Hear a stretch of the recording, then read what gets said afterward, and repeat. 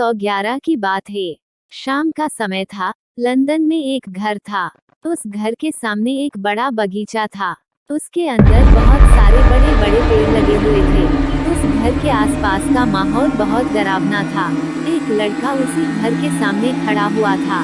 लड़के ने उस घर की डोर बेल बजाई और किसी के आने का इंतजार करने लगा। उस लड़के के माता पिता अब इस दुनिया में नहीं थे। मरने से पहले उसके माता पिता ने उसको उनके चचेरे भाई मिस्टर इब्ने के पास रहने के लिए छोड़ दिया था। पर हैरानी की बात यह थी कि मिस्टर इब्ने को अकेले रहना पसंद था। वो किसी से ज्यादा मिलते जुलते नहीं थे।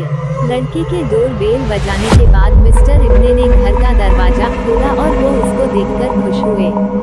लड़के का नाम स्टीवन एबलोन था। फिर मिस्टर इब्ने ने उसे कहा, तुम बहुत थक गए होगे, आओ चलो नाश्ता कर लो। फिर स्टीवन एबलोन ने कहा कि उसको तभी भूख नहीं लगी है। फिर बातचीत पर मिस्टर इब्ने ने उस लड़के से पूछा, बेटा तुम कितने साल के हो, तुम्हारा क्या नाम है? फिर छोटे लड़के ने कहा। उसे बाथरूम के अंदर एक लड़की लेटी हुई दिखाई दी और उसकी शरीर बहुत गंदी सी दिखाई दे रही थी। उसके दोनों हाथ उसके सीने पर ही थे। स्टीवन उसे देख रहा था कि वह लड़की अचानक से रोने लगती है और उसके दोनों हाथ स्टीवन की ओर बढ़ने लगते हैं।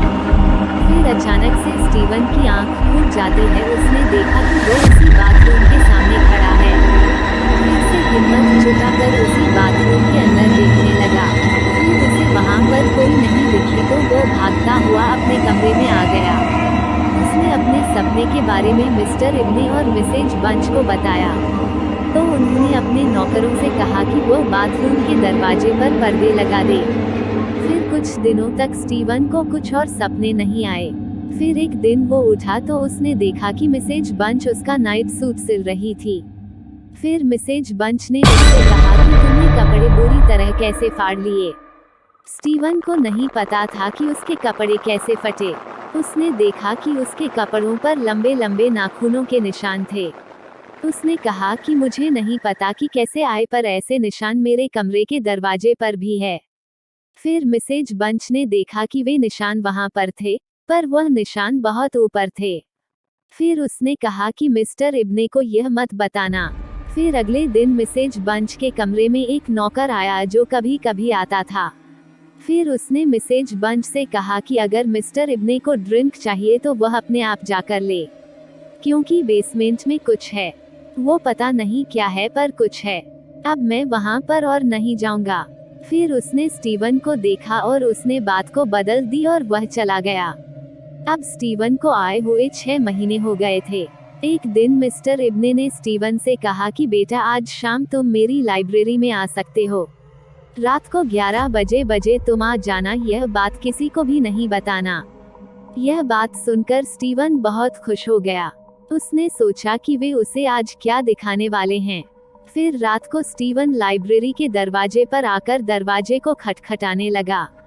फिर अंदर से आवाज आने लगी। थोड़ी देर तक कुछ आवाज आई, फिर वह अपने आप बंद हो गई। फिर दरवाजा अपने आप खुल गया। स्टीवन ने देखा कि मिस्टर इब्ने एक कुर्सी पर बैठे हुए थे और उनके बाएं और एक छेद था। उनके हाथों पर ना ही कुछ खून था और ना ही टेबल पर रखे चाकू पर था। स्टीवन ने देखा कि टेबल पर एक पन्ना पड़ा हुआ है और उसने पढ़ा। उसके अंदर लिखा हुआ था कि हजारों साल पहले लोगों ने एक तरीका देखा जिससे वह इस दुनिया पर राज कर सकते हैं और उड़ सकते थे, पर यह एक जादू से हो सकता था। पर इसके लिए 3 जवान 15 साल के छोटे लड़कों के दिल निकालना पड़ेगा।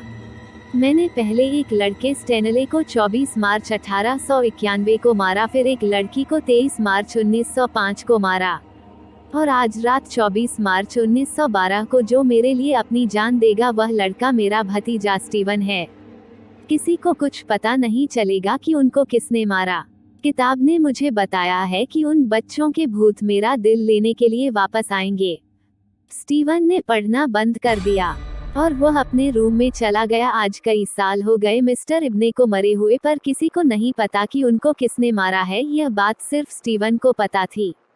कहानी सुनने के लिए आपका धन्यवाद।